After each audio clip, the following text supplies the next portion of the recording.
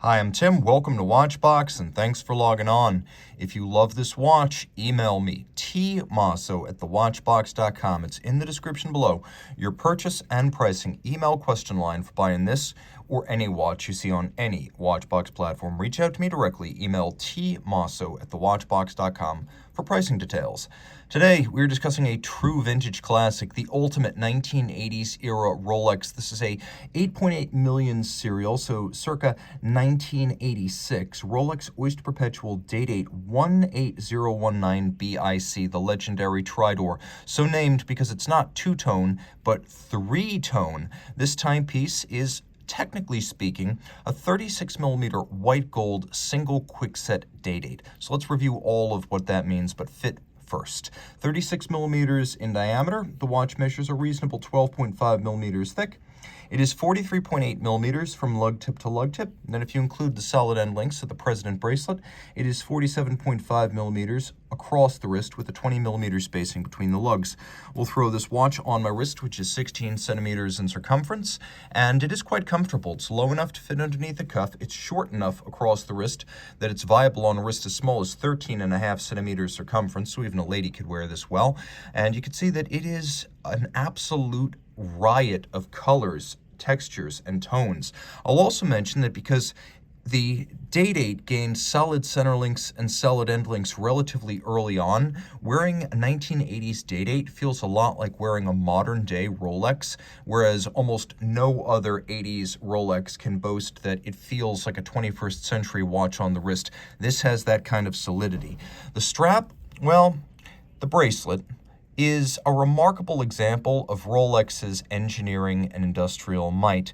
So what we have here is basically a President bracelet, so 3 links, short cross sections, the same bracelet that debuted on the watch back in 1956. What really sets it apart are these center links, which are co-molded. Outboard, we have rose gold. Inboard of that, yellow gold. Inboard of that, a center stripe perfectly aligned of white gold. It is literally all 3 of them, and they're not mechanically assembled. They are forged together. This is one piece. The bracelet is beautifully made with a conforming end link, a little bit of taper as we move down from the lugs. Everything is in good taste, satinated for a more muted look. We have removable links fixed by screws on both sides, and a clasp that features the traditional crown clasp mechanism, so it's very discreet about the partition point. The only cue is the 5-point Rolex coronet. Now it is a snapshot or friction fit clasp, which is in outstanding condition, and you can see that all of the original hallmarking and maker's marks internally are in outstanding condition with outstanding definition and depth.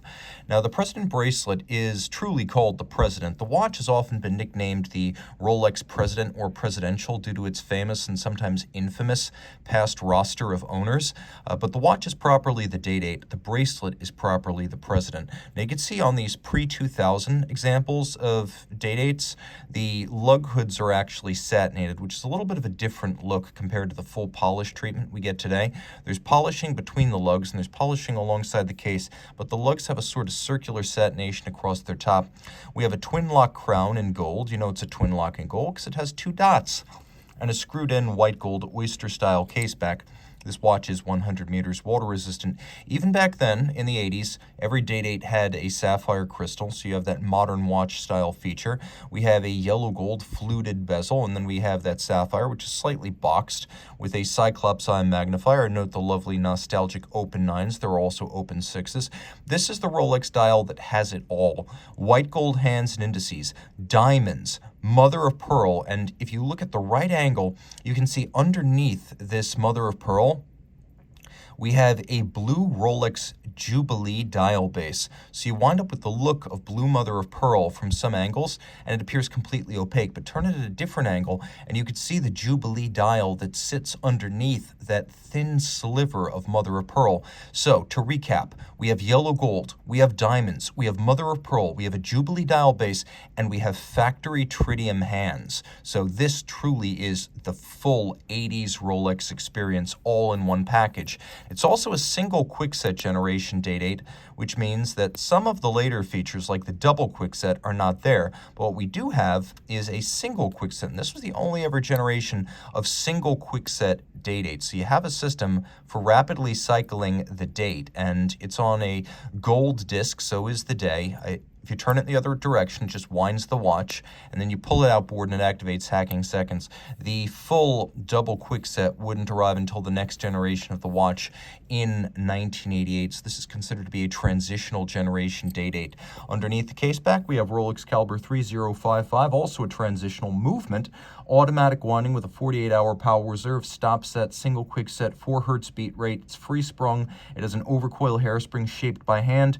The better to, well, respectively, in the case of the free sprung balance, make it tougher, and in the case of the overcoil hairspring, allow it to keep better time in different positions, the better to pass the COSC Swiss chronometer test, which this movement has, and it pivots on 27 joules. It is a Rolex manufacture movement that remains extraordinarily accurate, durable, and faithful to this day.